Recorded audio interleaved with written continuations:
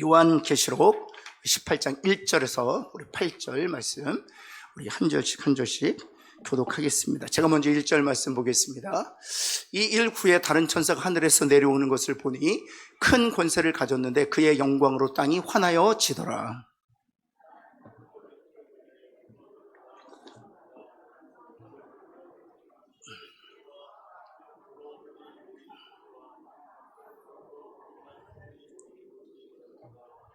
그 음행의 진노의 포도주로 말미암아 만국이 무너졌으며 또 땅의 왕들이 그와 더불어 음행하였으며 땅의 상인들도 그 사치의 세력으로 치부하였도다 하더라.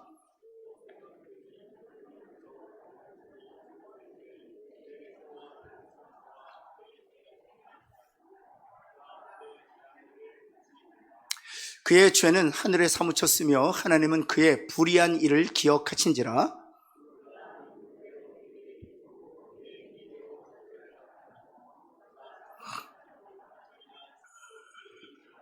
그가 얼마나 자기를 영화롭게 하였으며 사치하였든지 그만큼 고통과 애통함으로 갚아주라. 그가 마음에 말하기를 나는 여왕으로 앉은 자요 과부가 아니라 결단코 애통함을 당하지 아니하리라 하니, 그러므로 하루 동안에 그 재앙들이 이르리니 곧 사망과 애통함과 흉년이라. 그가 또한 불에 살라지리니 그를 심판하시는 주 하나님은 강한 자이심이라. 아멘. 옆에 있는 분하고 한번 축복할까요? 사랑합니다. 축복합니다. 한번 할까요? 네. 특별히 수요예배 나오는 거 쉽지 않은데요. 저는 예전에도 말씀드렸지만 제가 평신도였으면 수요예배 나왔을까 그런 생각을 늘 해요. 저는 거의 안 나왔을 가능성이 높습니다. 근데 제가 목사가 돼서 수요예배 나오니 얼마나 감사한지 몰라요. 그리고 수요예배를 위해서 늘 말씀을 준비해야 되니까 성경을 읽잖아요. 그래서 그런 면에서 하나님께 너무 감사한다 그런 생각을 하게 됩니다. 그래서 여러분들 보면 너무 귀해요. 주일 예배 나오시는 분도 너무 귀하지만 새벽, 수요, 금요 예배 나오시는 분은 더 귀해요. 옆에 있는 분에게 당신은 더 귀합니다 한번 할까요? 이 얘기는 할 수 있어요. 한번 할까요? 박 목사보다 낫다 한번 할까요? 저보다 나아요. 정말 저보다 나아요. 정말 귀해요. 정말 귀해요. 그냥 하는 소리가 아니에요. 정말 귀해요. 특별히 이 자리를 지켜주시고 이 말씀을 사모하여 말씀 앞에 서는 여러분들을 정말 축복합니다. 목사의 마음도 이럴진데 하나님의 마음은 어떻겠어요? 그렇죠? 하나님께서 여러분을 정말 축복하실 줄을 믿습니다. 특별히 요한계시록은 어렵지 않아요. 어렵다고 생각하니까 어려운 것인데 어렵지 않습니다. 요한계시록은 숫자를 잘 이해하고 그 다음에 색깔, 그 다음에 어떤 사물들을 잘 이용하면 돼. 그것이 상징하는 바를 잘 이해만 하면 사실 다른 어떤 복음서나 구약의 역사서만큼 쉬워요. 이렇게 숫자나 또는 이런 색깔이나 또는 어떤 사물들을 상징적으로 사용하는 이유가 있습니다. 그것은 바로 이 요한계시록이 쓰여졌던 당시에는 박해가 자행되고 있었던 로마라는 적그리스도 국가에 의하여 하나님의 교회, 하나님의 성도들이 핍박받고 있었던 상황이었기 때문에 사실 요한계시록이 이렇게 플레인하게 이렇게 누구나 이해할 수 있는 언어로 쓰여졌다면, 이런 상징이 아니라 그냥 평범하게 쓰여졌다면 요한계시록은 우리에게 전달되지 않았을 것입니다. 이게 로마뿐만 아닙니다. 그 이후에 나타나는 이 하나님의 교회와 하나님의 성도들을 박해하고 또 순교의 피를 흘리는 모든 적그리스도 국가들이 이 성경책을 요한계시록을 가만두지 않았을 거예요. 분명히 왜 우리 중국에 그런 게 있지 않습니까? 분서갱유라고 해서 다 책을 모아다가 불살라서 없애는. 왜냐하면 이 요한계시록이야말로 하나님의 교회와 하나님의 성도들 박해하는 이 적그리스도 국가에 대한 하나님의 심판의 내용이 기록되어 있는 것이거든요. 그래서 핍박을 받아도 이 요한계시록 때문에 다시 용기를 내어서 신앙생활을 하게 되는 것이거든요. 그래서 이 위정자들, 적그리스도 국가들은 이 요한계시록을 만약 자기들이 이해하는 언어로 쓰여졌다면, 그리고 이 요한계시록이 말하고 있는 적그리스도 국가가 자신들이라는 것을 알게 되면 요한계시록을 분서갱유를 통해서 완전히 제거하려 들었을 것이기 때문입니다. 그래서 이렇게 이해할 수 없는, 그러니까 이해할 수 없지는 않아요. 왜냐하면 이 모든 숫자나 그리고 모든 색깔이나 이 모든 상징들이 이스라엘 백성들이 늘 사용했던 것들이에요. 여러분, 우리도 우리는 그렇게 많진 않은데, 우리도 색깔이 있습니다. 한 번은 제가,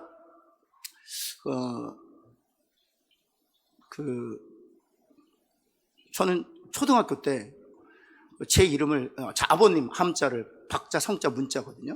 박성문인데, 빨간색으로 썼어요, 제가 초등학교 때. 그랬더니 어머니가 막 난리가 난 거예요. 아버지 함자를 빨간색으로 썼다고. 그래서 이쁘잖아 그랬죠. 이쁘잖아. 빨간색이 이쁘잖아요. 여기 빨간색으로 참 입었는데 얼마나 이뻐요. 빨간색 어울리는 사람들이 진짜 미인들입니다. 아멘 안 하시는구나. 빨간색이 얼마나 이뻐요. 그런데 빨간색이 상징하는 게 있어요. 이 블러드, 피를 상징하고 사망을 상징하기 때문에 그렇죠. 지금은 우리나라는 그렇지 않은데, 지금은 뭐 1층, 2층, 3층, 그 다음 무슨 층이었어요? F층이었거든요. 4층 안 썼다고요. 왜냐하면 사라는 자가 죽을 사와 연결되어 있기 때문에 4층을 안 썼습니다. F층을 썼습니다. 모르는 분들 굉장히 많아요. 예전엔 그랬어요. 예전에. 그게 우리가 갖고 있는 상징적 언어거든요. 또 우리가 갖고 있는 상징이 있습니다. 뭐 예를 들어서 파란색은 남성, 여성 할 때, 파란색은 우리 한국에서는 동양적 사고방식은 파란색은 남성이에요, 여성이에요? 남성. 참 여러분들은 딱 그 색깔의 상징에 사로잡혀 있는 거예요. 빨간색은요? 여성. 그래서 제가 미국에서 이렇게 한번 말씀드렸는데, 제가 교육 목사 할 때 빨간색 볼펜과 파란색 볼펜을, 연필을 성도님이 이렇게 기부를 해 주셨어요. 그래서 저는 그 선생님들에게 주면서 그냥 저도 모르게 빨간색은 여학생들에게, 파란색은 남학생들에게 주시죠. 그랬더니 그 교사들은 다 2세들이에요. 거기서 태어난 얼굴이 정말 이해를 못하는 왜요? 뭐 영어로 얘기했죠. Why? 정말 이해를 못하. 그래서 빨간색은 여학생들에게 맞고 파란색은 네? 정말 놀래서 그러는 거예요. 그 상징이 없어요. 미국 사람들한테는 빨간색은 여자, 파란색은 이게 상징 자체가 없어요. 그래서 남자들이 빨간색 차 몰고 다니고 파란색을 여자들이 몰고 다니고 그래요. 옷도 그렇고 상징이, 그래서 고유한 나라마다 그 상징이 있어요. 그래서 사실 우리들에게, 외국인들에게, 로마 사람들이나 다른 타국인들에게는 이 상징이 어려운 것이지, 유대인들은요 이 요한계시록에 그냥 술술술술 익혀요. 자기의 언어들처럼 술술술술 익히는 거죠. 혹시 여러분들 의학서적 읽을 때 의학서적이 술술술 익히나요? 안 읽히죠. 왜냐면 그 선제적인 지식이 없으니까. 요한계시록이 그래서 어려운 거예요. 그래서 여러분 자꾸만 이 숫자들 나올 때마다 이스라엘 백성들이 갖고 있는 숫자의 개념을 말씀드리고, 또 색깔을 말할 때도 이스라엘 백성들이 가지고 있는 색깔에 대한 의미를 말씀드리고, 사물에 대해서도 말씀드리는 이유가 거기에 있습니다. 그래야만 요한계시록을 우리가 이해할 수 있기 때문이죠. 특별히 요한계시록은 우리가 지금까지 강의를 쭉, 지금 이번에 9번째 강의인데 복습하면 간단합니다. 그냥 롱스토리를 그냥 숏하게 말씀드리면, 첫 번째 이겁니다. 4가지 재앙만 딱 기억하고 있습니다. 4가지 재앙만 기억하고, 인, 그 다음에 나팔, 대접이 다 연결되어 있는 거잖아요. 그래서 7개인이 있는데, 첫 번째, 두 번째, 세 번째, 네 번째, 다섯 번째, 여섯 번째 하고 7번째 인의 내용이 나팔이고, 그 다음에 7번째 인의 내용이 나팔인데, 나팔도 7개가 있잖아요. 그래서 첫 번째 나팔, 두 번째, 그래서 여섯 번째 나팔, 그리고 7번째 나팔이 바로 대접의 내용이에요. 그래서 정확하게 말씀드리면 7인 안에 나팔과 대접이 다 들어있는 거예요. 7에 또 7이니까 다 인에 속한 거예요. 그래서 이 재앙, 축절의 21가지 재앙을 4가지로 딱 줄이면 이렇습니다. 첫 번째 뭐예요? 전쟁. 한번 따라해볼까요? 전쟁이 더 광범위해지고 더 깊어지면, 주님이 오실 날이 멀지 않았구나, 이걸 징조로 알 수 있다는 거예요. 무화과 잎사귀가 나면 열매가 있다는 사실을 아는 것처럼. 두 번째는 무엇입니까? 여러분이 자꾸 잊어버리셔야 제가 또 나중에 또 요한계시록 또 한 번 하죠. 두 번째는 뭐죠? 전쟁. 첫 번째는 전쟁. 두 번째는 네? 기근. 그렇죠. 기근. 특별히 그 인에 보면 기근과 관련해서 설명을 하고 있어요. 인플레이션에 대해서 얘기하고 있잖아요. 그래서 보리 세대에 한 대단위로다 16배의 인플레이션을 얘기하는 것이거든요. 그래서 전 세계적으로 기근이 있어서 기근만 중요한 게 아니고요. 물가가 막 천정부지로 치솟는다든지 뭐 이럴 때, 그리고 우리가 갖고 있는 화폐가 휴지 조각으로 변한다든지, 그래서 경제적 어떤 그 상거래 자체가 완전 컬랩스 될 때, 무너질 때, 아, 주님이 이제 오실 때가 됐구나라고 생각할 수 있다는 거죠. 세 번째는 무엇입니까?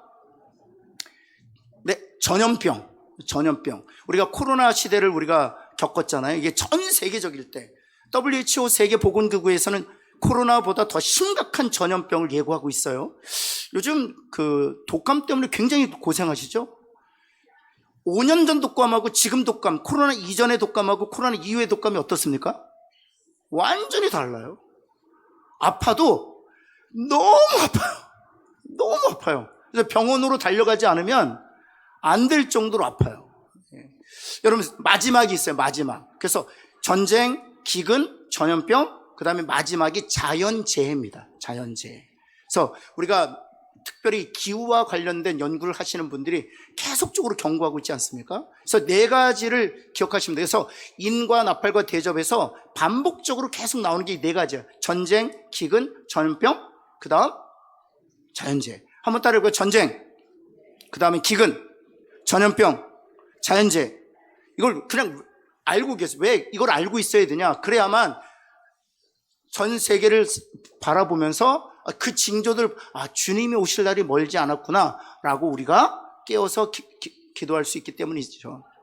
여러분, 그게 한편으로 얘기가 되어 있고, 또 한편으로 우리가 두 번째 다루었던 것이 무엇인가 하면 적그리스도에 대한 것입니다. 적그리스도와 선지자, 거짓 선지자.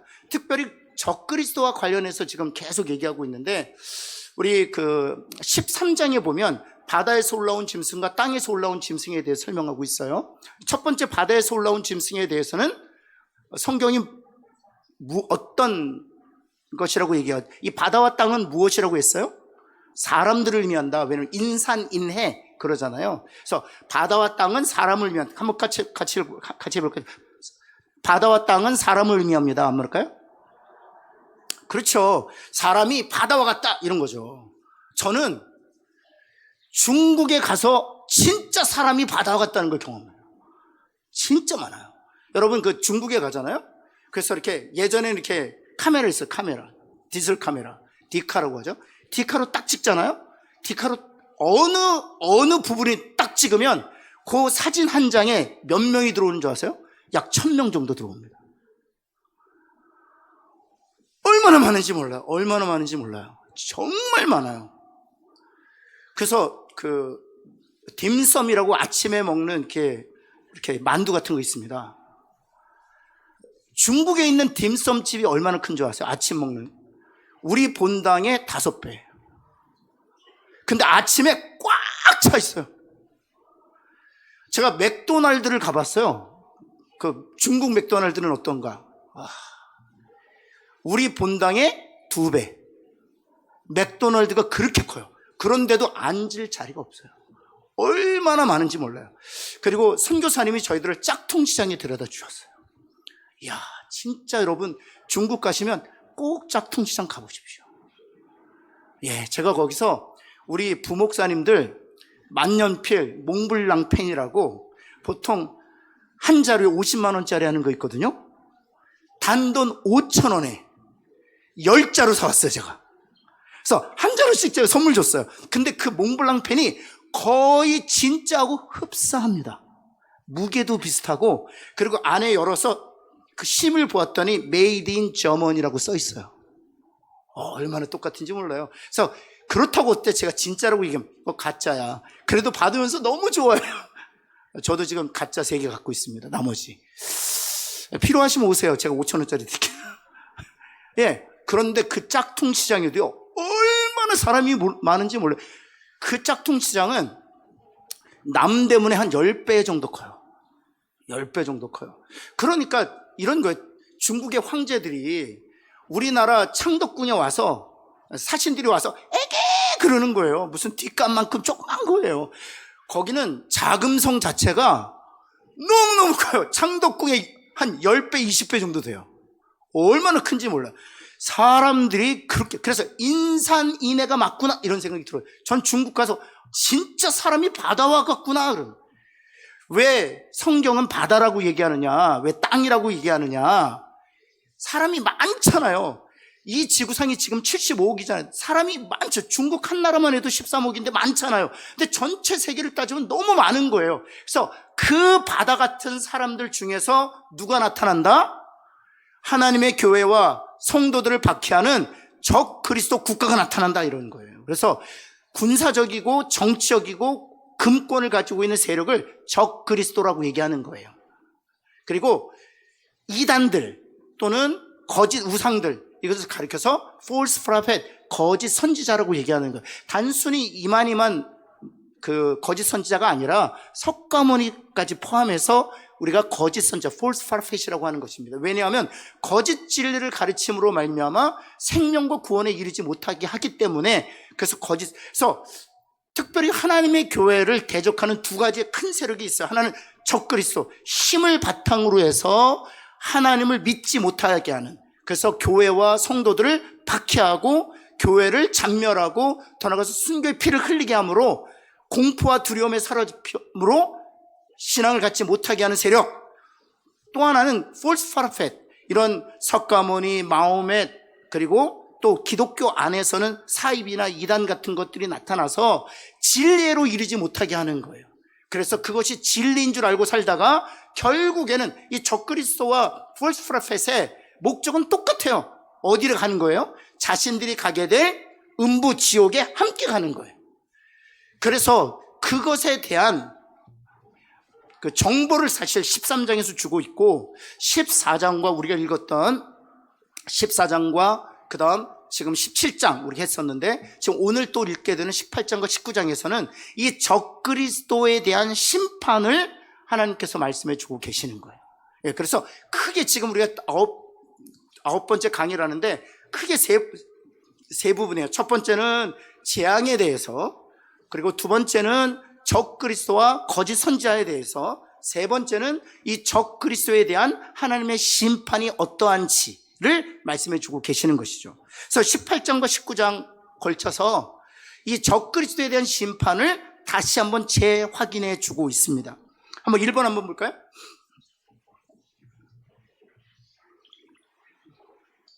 네. 큰 바벨론의 멸망 이후. 이 바벨론이라는 단어를 쓰고 있어요. 왜 바벨론이라는 단어를 사용하고 있습니까? 바벨론이 어떤 나라였어요? 그렇죠. 이스라엘을 침략했고, 그 다음에 남유다를 완전히 초토화시켰던 민족이기 때문에 그렇습니다. 특별히 예루살렘 성전이 견고하게 서 있다가 이 바벨론에 의해서 예루살렘 성전까지도 완전히 회파되는 지경에 이르게 돼요. 여러분, 성소와 지성소는 아무나 들어갈 수 없었잖아요. 이스라엘 사람이라고 해도 지성소에 들어갈 수 없었습니다. 그러나 이 바벨론의 느부갓네살 왕에 의해서 지성소가 완전히 무너지게 돼요. 그래서 이 바벨론이란 어떤 상징인가? 지금 요한이 이 요한계시록을 쓰고 있었던 그 당시 이스라엘을 박해했던 로마를 상징하는 거예요. 왜냐하면 로마도 바로 이 예루살렘 성전을 회파했을 뿐만 아니라 지성소 그 안쪽에 황제를 상징하는 독수리상을 가져다 놓았기 때문이에요. 이제 이 독수리, 로마 황제가 너희가 섬겨야 될 신이다 라고 가르쳤기 때문에 이 로마를 가리켜서 바로 적그리스도, 바벨론이라고 얘기하는 것입니다. 근데 여기에 보면 그냥 바벨론인데 어떤 바벨론이라고 돼 있어요? 한번 1번 한번 보세요. 1번 뭐라고 돼 있어요? 큰 바벨론. 500년 전의 바벨론보다 더 지독한 바벨론이라는 거예요. 500년 전에 그 박해보다 더 지독하게 박해한다는 거예요. 큰 바벨론이 그런데 어찌할 것이다? 멸망하게 될 것이다 라고 얘기하는 것입니다. 여러분, 근데 요한을 통해서 큰 바벨론이 이스라엘 백성들, 특별히 하나님의 사람들을 박해하고 교회를 잔멸한 그 세력들이 멸망하게 될 것이다 라고 예언했지만, 실제적으로 역사적으로 몇 년 뒤에 멸망했는 줄 아세요? 200년 뒤에 멸망했어요. 이 당시만 해도 로마는요 더 강성해졌어요. 그 터키에 가면은요 갑바도기아라는 곳이 있습니다. 꼭 여러분 터키를 꼭 가셔야 돼요. 이 터키는 지금은 이슬람화 되었지만 실은 이 터키 땅은 아나톨리스라고 해서 기독교인의 땅이었어요. 그리스 사람들이 살았고 기독교인들이 살았습니다. 다소 바로 바울의 고향이었죠. 그런데 이 터키 중부에 갑바도기아라는 지역이 있어요. 그런데 거기에는 그냥 평지예요, 평지. 이렇게 서 있으면 지평선이 보이는, 산도 없어요. 구름도 없어요. 그냥 일직선으로 그냥 지평선이에요.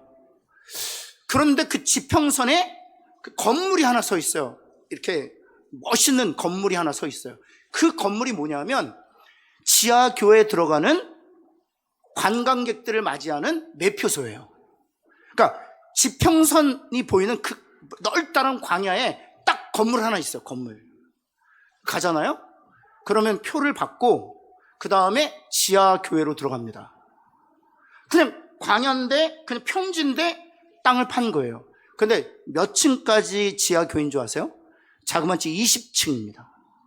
그러니까 아파트 20층이 거꾸로 있다고 생각하시면 돼요. 그리고 내려가는 곳마다 돌문을 만들어놨어요. 돌문도요 기가 막히게 만들었어요. 이 돌문이 어느 정도 크냐면 제 키 정도만큼 되거든요. 지름이. 그 돌문이 그 두께가 이 정도 되는데 그 돌을 그 가이드해 주시는 분이 그러시더라고요. 가이드해 주신 분이 이 돌을 요 궤 사이에 어떻게 집어넣었을까 한번 생각해 보라는 거예요. 근데 그 돌을 드는 것도 만무한데 그 돌을 이렇게 원래는 이렇게 우리가 다녀야 되잖아요. 근데 로마군이 온다 그러면 딱 제껴가지고 돌을 탁 막아야 돼요. 로마 군인들이 돌을 옮겨 놓으면 소용이 없잖아요. 그래서 큰 돌이고 그 돌을 빼낼 수 없는 구조로 만들었어요. 따라서 돌은 넣었다 뺐다 할 수 있는 구조가 아니에요. 돌은 아예 그 궤 안에 들어가 있어야 돼요. 그 길 안에. 그래서 아무리 생각해봐도 돌을 제작해가지고 거기다 끼울 수가 없는 거예요. 그래서 제가 물었죠. 이건 안 된다. 이 돌을 제작해서 그 사이에 끼는 건 불가능하다. 그랬더니 맞대요. 그럼 어떻게 만들었을 것 같냐는 거예요. 그게 돌인데, 돌인데, 그 뚫은 데가 돌인데, 그 돌을 조각해서 돌을 만들고 궤도 만들었다는 거예요.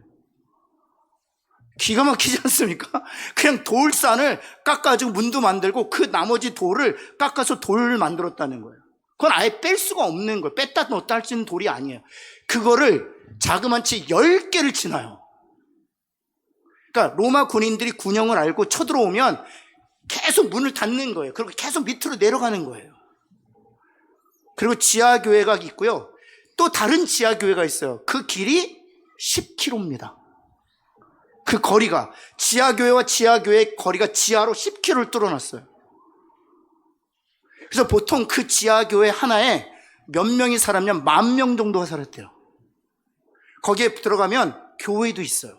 거기 들어가면 사람들 세례받는 세례탕도 있어요. 거기 집들도 있어요. 화덕도 있어요. 그런데 중요한 거는 빛이 들어올까요? 들어오지 않을까요? 안 들어와요. 그렇다면 거기서 태어난 아이들은 세상에 한 번이라도 나가봤을까? 안 나가봤을까요? 한 번도 나가보지 않았어요. 거기서 태어난 아이들은 평생 거기 살았어요. 왜냐하면 그 갑바도기 지하교회는 200년간 조속했거든요. 광야 밖으로 나오는 즉시 로마 군병에 의해서 잡혀서 죽임을 당합니다. 그래서 거기서 태어난 아이들은 단 한 번도 태양을 보지 못하고 거기서 죽어갔어요. 많은 아이들이. 그래서 저희가 갔던 교회는, 지하교회가 다 그렇진 않은데 그 지하교회는 그래서 하늘을 볼 수 있도록 장치를 하나 만들었어요. 그런데 한 5층 정도에 있어요. 5층 정도에, 그게 지하 5층 정도에 있는데 그냥 뚫어놨어요. 하늘을 바위를 뚫어서 거기에 들어가면 7명 정도 들어갈 수 있어요. 그 방에는 7명이 들어가서 한 명씩 이렇게 고개를 내밀면 하늘이 보여요. 하늘이 얼마나 보이냐? 요만하게 보여요. 그 하늘 보려고 자기 순번 기다려서 몇 개월에 한 번씩 그 방에 들어갔대요. 여러분, 지금 제가 이 말씀 왜 드리냐? 지금 이 큰 바벨론이 멸망한다라고 예언이 주어졌잖아요. 이것이 주어진 다음에 200년을 그렇게 살았다고요. 여러분, 지금도 기세가 등등한 적그리스도들이 있고요. 이슬람 세력이 그렇죠. 그리고 거짓 선지자는 계속해서 지경을 넓혀가는 것 같아요. 근데 여러분 꼭 기억하십시오. 반드시 심판당합니다. 아멘? 무너질 것 같지 않았던 로마 제국도 무너졌거든요. 그래서 한번 보시면 이 큰 바벨론이 멸망하게 된 이유가 어디에 있느냐? 1번 한번 보시면 그들이 무엇 때문에 망하게 되었다? 우상을 숭배하게 되었기 때문에 망했다는 것입니다. 계시록 18장 3절 한번 같이 한번 읽어볼까요? 시작. 그 음행의 진노의 포도주로 인하여 만국이 무너져. 여기서 말하는 음행, 성경에서 말하는 음행은 그 문맥을 잘 보셔야 되는데 대부분은 바로 우상 숭배를 가르칩니다. 우상 숭배. 여러분 그래서 에베소 5장 5절이 바로 그것을 음행이 우상 숭배라는 것을 말씀해 주고 있죠. 너희도 정녕 이것을 알거니와 같이 한번 읽어볼까요? 시작.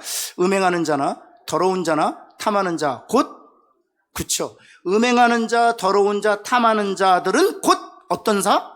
우상 숭배. 그 음행하는 것은 우상 숭배하는 것에 대한 상징적 언어예요.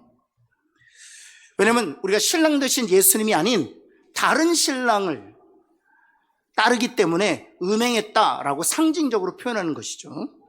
여러분 두 번째, 우상을 숭배하기 때문에 그들이 멸망당했다는 것입니다. 근데 적그리스도 국가가 하나같이 그래요. 이런 힘을 바탕으로 해서 하나님의 교회를 잔멸하는데 로마 황제들도요 자신을 신이라고 칭했습니다. 여러분 김일성, 김정은도 김정은도 마찬가지죠. 자신을 신이라고 가르치고 있어요. 똑같아요. 그다음 두 번째, 무엇 때문에 망하게 되었나? 그들의 교만 때문에 망했다는 것이죠. 교만은 패망의 선봉이라고 하지 않습니까? 계시록 18장 7절 말씀 한번 볼까요? 그가 얼마나 자기를 영화롭게 하였으며 사치하였던지 스스로를 영화롭게 했다는 것입니다. 하나님이 가장 싫어하는 것이 스스로를 영화롭게 하는 거예요. 그만큼 고통과 애통함으로 갚아주라. 그렇게 말씀하셨지만 그가 마음에 말하기를 하나님께서 그만큼 고통과 애통함으로 그의 교만을 심판하겠다 말씀하셨는데 그가 말하기를, 그 적그리스도 국가 황제들이 말하기를 나는 무엇으로 앉은 자요? 왜 여왕입니까? 제가 말씀드렸죠. 나라는 남성 명사로 받아요? 여성 명사로 받아요? 여성 명사로 받습니다. 모국이라고 얘기하잖아요. 그래서 여성 명사로 받습니다. 왜냐하면 그 나라에서 사람들이 태어나기 때문에, 그리고 그 나라에서 사람들이 양육받기 때문에 나라는 여성 명사로 받습니다. 그래서 여왕이라고 얘기하는 거예요. 적그리스도 국가를 다스리는 황제를 얘기하는 것이죠. 과부가 아니라 결단코 무엇을 당하지 않는다? 그렇죠. 하나님이 심판하셔도 결코 애통하는 일 없다라고 얘기하는 거예요.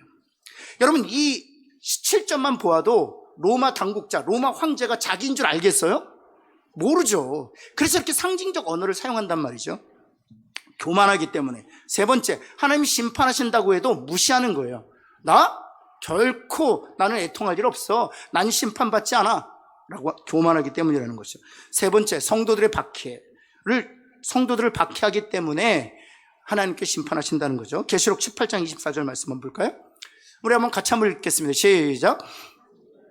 성도들과 및 땅 위에서 죽임을 당한 모든 자의 피가, 이 성은 어느 성을 얘기하는 거예요? 큰 바벨론, 다시 말해서 로마, 다시 말해서 앞으로 나타날 모든 적그리스도 국가들에 이 피가 있다는 것입니다.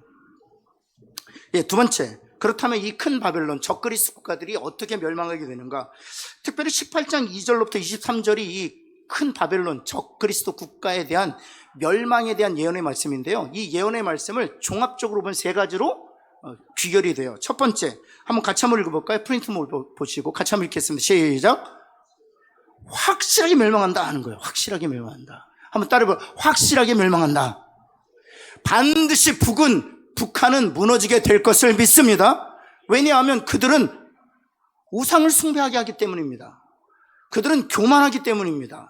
그리고 하나님의 교회를 잔멸하기 때문입니다. 그렇기 때문에 하나님이 반드시 심판하신다는 것입니다. 여러분 그래서 계시록 18장 2절 한번 볼까요? 무너졌도다 큰 성 바벨론이지만 무너질 것 같지 않지만 어떻게 될 것이다? 반드시 무너질 거다. 이슬람 세력이 지금은 계속 지경을 넓고 세력을 키워가는 것 같지만 반드시 무너진다. 무너졌도다 모든 적그리스도 국가들이여, 이런 뜻이죠. 18장 5절 볼까요? 이게 하나님이 말씀하시는 거예요. 같이 한번 읽어볼까요? 시작. 그 죄는 하늘에 사무쳤으며 하나님은, 그렇죠, 그의 불의한 일을 어찌하신다고요?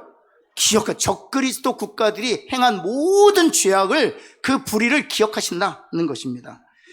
그리고 나서 18장 6절 한번 볼까요? 뭐라고 말씀하셨나? 그의 행위대로 어찌하시겠다? 갑절을 받고. 한번 옆에 있는 분에게 갑절로 갚아주십니다 한번 할까요? 그게 하나님의 심판의 원칙이에요. 예, 그 다음에 이제 두 번째로 넘어가겠습니다. 두 번째, 예, 확실히 멸망한다는 겁니다. 두 번째는 갑작스럽게 멸망한다. 이게 중요해요. 한번 따라해볼까요? 갑작스럽게 멸망한다. 이게 중요해요. 근데 승승장구하다가 천천히 멸망하는 게 아니라 승승장구하다가 하루아침에 멸망하는 거예요. 이게 이제 하나님께서 심판하시고 멸망시키시는 하나님의 방법이에요. 한번 볼까요? 18장 8절 뭐라고 되어 있습니까? 하루, 재앙이 하루 동안에 임해서 완전히 멸망한다, 이런 뜻이에요. 그 다음 10절 말씀 한번 볼까요? 10절 말씀은 큰 성, 견고한 성 바벨론이야. 그들이 볼 땐 너무 견고하고요, 그들이 볼 땐 너무 커요. 그런데 여기 뭐라고 되어 있습니까? 이젠 하루가 아니에요. 뭐예요? 1시간이에요. 그 다음 세 번째, 그 다음에 그들의 부가 몇 시간에 망하였도다? 옆에 있는 분에게 망하는 건 1시간이다 한번 할까요? 그렇죠. 여러분, 그들의 권세가 등등해도 망하는 건 하루아침에 망하는 거예요. 그게 하나님께서 멸망시키시는 하나님의 방식이에요, 방식. 여러분, 그 노아의 방주 한번 보세요. 그때까지 시집가고 장가가고 재산을 모으고 그랬지만 어떻게 되었습니까? 하루아침에 심판이 맺고 하루아침에 멸망했어요. 하나님의 심판은 그런 거예요. 네, 우리 옆에 있는 분이 한번 두려워하지 맙시다 한번 할까요? 그러기에 담대합시다 한번 할까요? 반드시 하나님께서 그렇게 심판하실 줄을 믿습니다. 세 번째는요, 돌이킬 수 없는 멸망이에요. 돌이킬 수 없는 멸망. 확실하게 멸망하고 갑작스럽게 멸망하고 그 멸망은 돌이킬 수 없다는 것입니다. 18장 14절 말씀해 볼까요? 마지막 것만 한번 읽어보겠습니다. 시작. 사람들이 이것들을 다시, 그쵸, 맛있는 것들과 빛난 것들이 있었는데 사람들이 다시 본다는 거예요. 다시 보지 못한다는 거예요. 다시 보지 못한, 그들의 멸망은 돌이켜질 수 없다는 것입니다. 끝이다는 거예요. 그 다음 18장 22절 한번 볼까요? 퉁소 부는 자들, 나팔 부는 자들이 있는데 어떻게 돼? 결코 다시 내 안에서 퉁소 소리와 나팔 소리가 들린다, 들리지 않는다? 들리지 않는다, 끝난다, 그런 것이에요. 18장 23절 말씀 볼까요? 등불빛이 있어요. 얼마나 휘황찬란하겠어요. 그런데 다시 내 안에서 어찌 않나? 비치지 않는다는 겁니다. 빛난 것도 다 사라지고 통소 소리도 더 이상 들리지 않고 빛도 완전히 사라진다. 돌이킬 수 없을 정도로 하나님께서 심판하신다. 그래서 보면 로마는요, 망하고 나서 다시 회복되지 못합니다.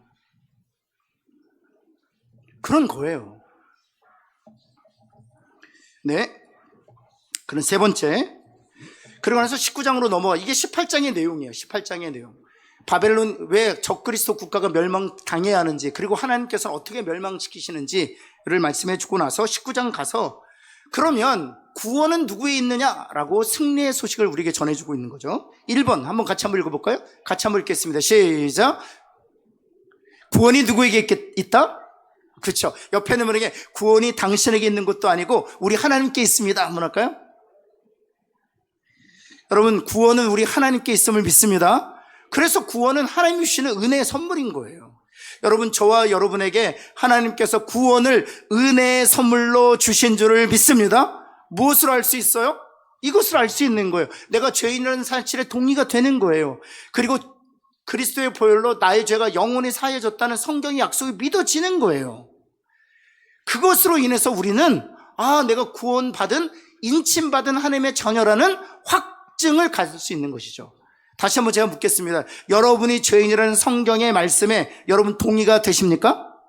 그러나 동시에 그리스도의 보혈로 여러분의 죄가 영원히 사해졌다는 성경의 약속이 믿어지십니까? 그렇다면 여러분 거듭나고 하나님의 자녀로 인침받은 것이죠. 그것은 바로 하나님 주신 구원, 은혜의 선물을 받게 된 것이죠. 그래서 19장 1절 한번 같이 볼까요? 큰 음성이 있어요. 근데 큰 음성이 무엇인가? 할렐루야 하는 거예요. 그래서 우리 김할수 목사님 찬양할 때마다 할렐루야 하는 거예요. 네, 할렐루야. 할렐루야가 무엇입니까? 여호와를 찬양하라 뜻이에요. 여호와를 찬양하라. 한번 할까요? 할렐루야. 제가 할렐루야 했으면 아멘 하셔야지요. 할렐루야. 근데 이거를 마치 추임새처럼 쓰시는 분들이 굉장히 많아요. 아니, 이렇게 설교하다가 좀 조용하고 좀 여러분 할렐루야 이러면 안 되는 거예요. 오늘 이준통 목사님 얘기하셨잖아요.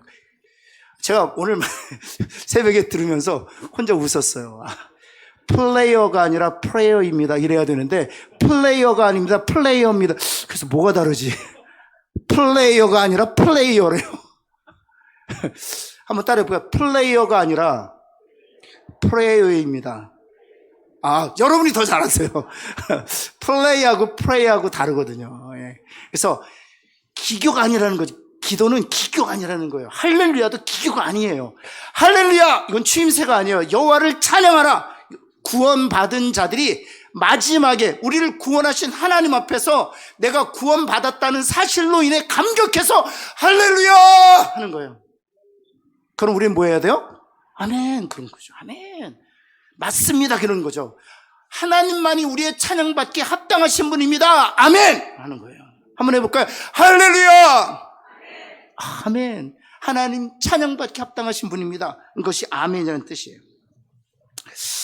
네. 그래서 보면 19장 1절 한번 볼까요? 19장 1절을 보면 할렐루야 한 다음에 그 다음 같이 한번 읽어볼까요? 시작.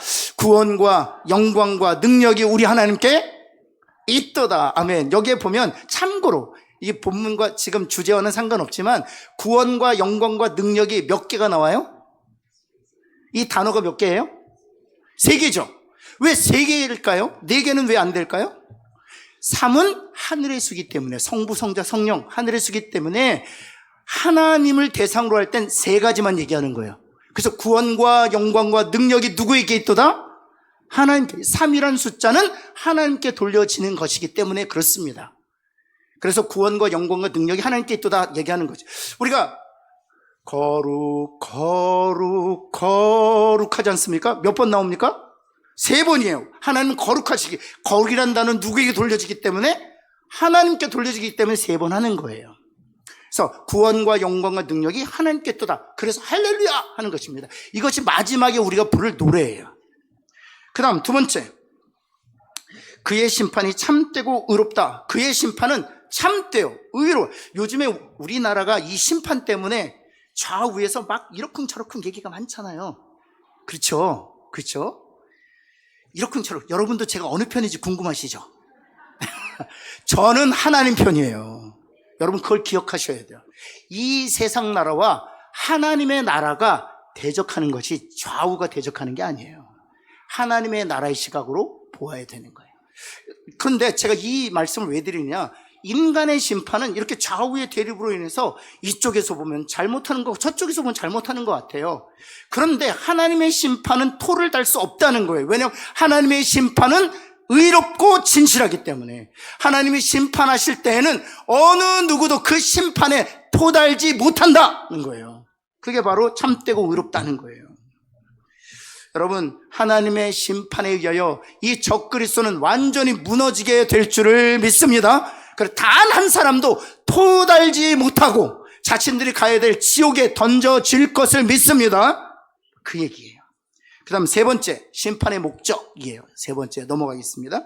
심판의 목적은 앞에 말씀드렸던 심판의 이유와 같아요. 그래서 심판의 이유 3가지를 말씀드렸잖아요.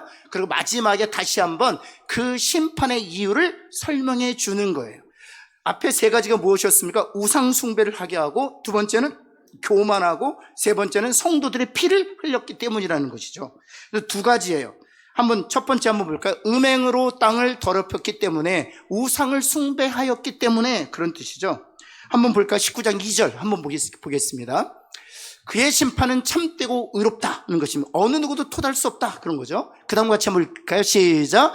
음행으로 땅을 더럽게 한 큰 음녀를 심판하셨다. 음행이란 뭐예요? 우상을 숭배하게 하며 자신을 스스로 신의 반열에 오르게 하고 사람들로 하여금 참신 하나님을 버리고 자신을 숭배하였기 때문에, 그리고 큰 음녀라고 했어요. 왜 큰 음녀예요? 나라는 여성 명사로 봤기 때문에 그 나라를 다스리는 황제를 음녀라고 표현하고 있는 것이죠. 신랑 되신 예수 그리스도를 섬기지 못하도록 우리들을 빼앗았기 때문에 음녀라고 얘기하는 것이죠. 네, 18장 3절은 이미 보았고요. 그 다음 두 번째, 왜 그들이 심판을 받게 되느냐? 당신의 종들의 피를 흘렸기 때문에, 하나님의 사람들의 피를 흘렸기 때문에 다시 반복하고 있는 것이죠. 19장 2절 한번 볼까요? 19장 2절 한번 같이 한번 읽어볼까요? 노란색을 할 때 시작. 자기 종들의 피를 큰 음녀의 손에 갚으셨도다. 그래서 심판하시는 거예요. 사랑하는 성도 여러분, 적그리스도의 수많은 순교자들이 피를 흘렸습니다. 지금까지 통계적으로 주님이 승천하시고 나서 오늘까지 통계적으로 몇만 명 정도가 순교당했는 줄 아세요? 자그마치 6천만 명 정도가 순교의 피를 흘렸습니다. 6천만 명 정도가. 하나님께서 그 순교의 피를 다 기억하시고 그 순교의 피를 흘리게 한 모든 적그리스도와 거짓 선지자들을 하나님께 확실하게 멸망시키고 갑작스럽게 멸망시키고 더 나아가서 돌이킬 수 없도록 하나님께서 심판하실 줄을 믿습니다. 그래서 우리에게 인내하라고 말씀하시는 거예요. 우리가 하나님의 그 심판, 의로운 심판을 바라보면서 인내하면서 끝까지 승리하는 저와 여러분 되기를 예수 그리스도는 축원합니다.